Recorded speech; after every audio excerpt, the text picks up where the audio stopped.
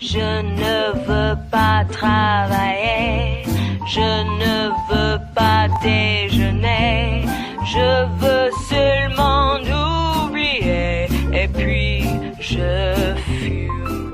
Bonjour à tous et bienvenue pour cette nouvelle vidéo, la cinquième de la série Redevenir Pro, cinquième et avant-dernière vidéo. Aujourd'hui, une vidéo un peu différente des précédentes, un peu moins axée technique, mais plus axée mental, lifestyle si on peut dire.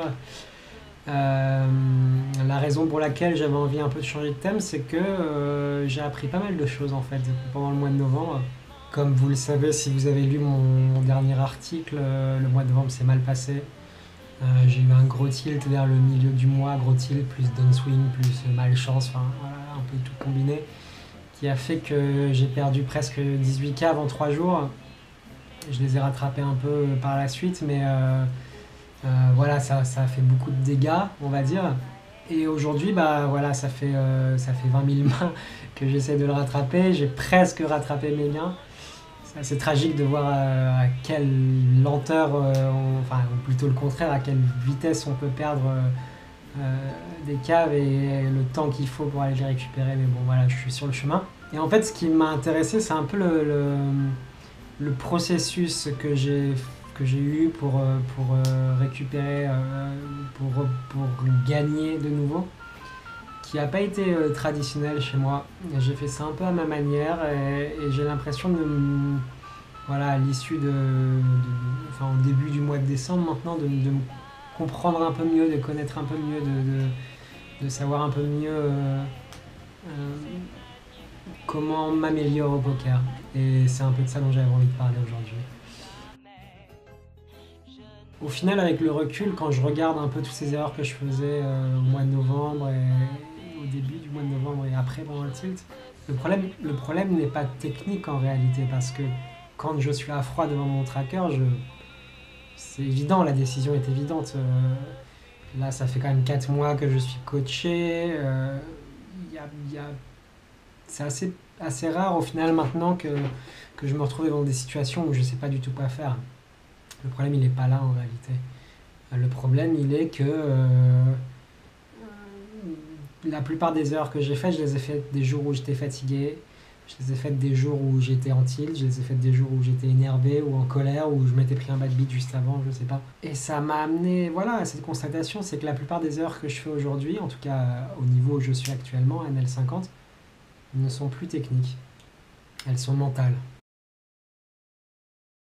En fait, si je dois résumer un peu ce qui m'a fait perdre en novembre, c'est assez simple. C'est de la frustration, de l'impatience un peu par rapport à la stagnation qui m'a fait surjouer.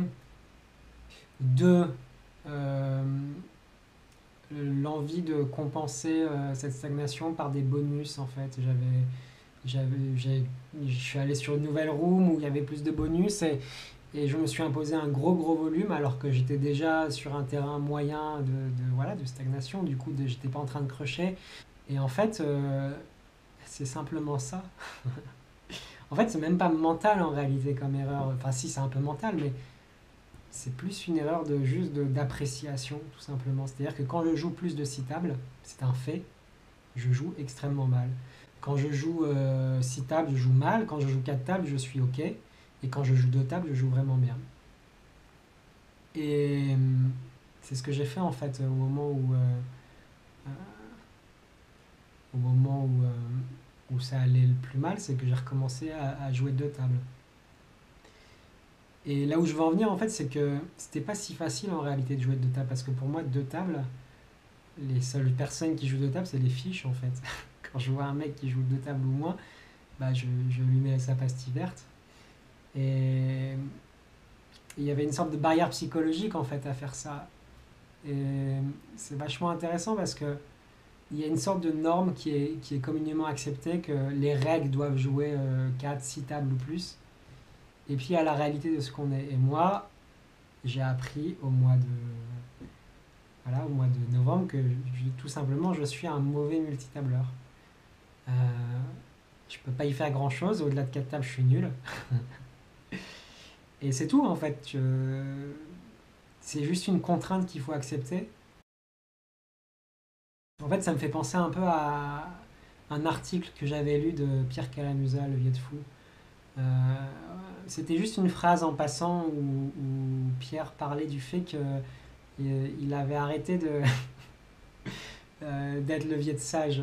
À un moment, il s'obligeait à être healthy, à ne pas sortir, etc.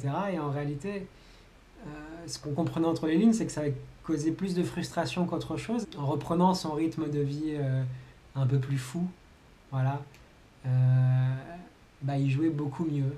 Voilà, il avait moins de parasites dans l'esprit. Et c'est un peu mon cas en fait. Je me suis rendu compte que je jouais le poker de quelqu'un d'autre en réalité. J'ai un peu arrêté de m'écouter. C'est-à-dire que il est communément admis qu'un bon reg joue 6 tables ou plus.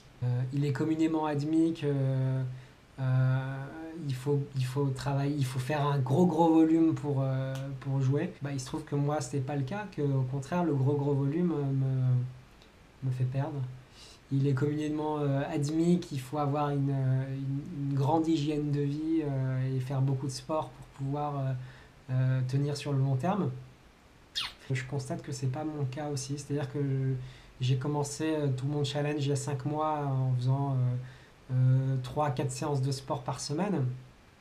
Et même si à court terme j'ai senti des effets très positifs, je sais qu'à moyen terme ça m'a épuisé en fait, ça a épuisé mon corps.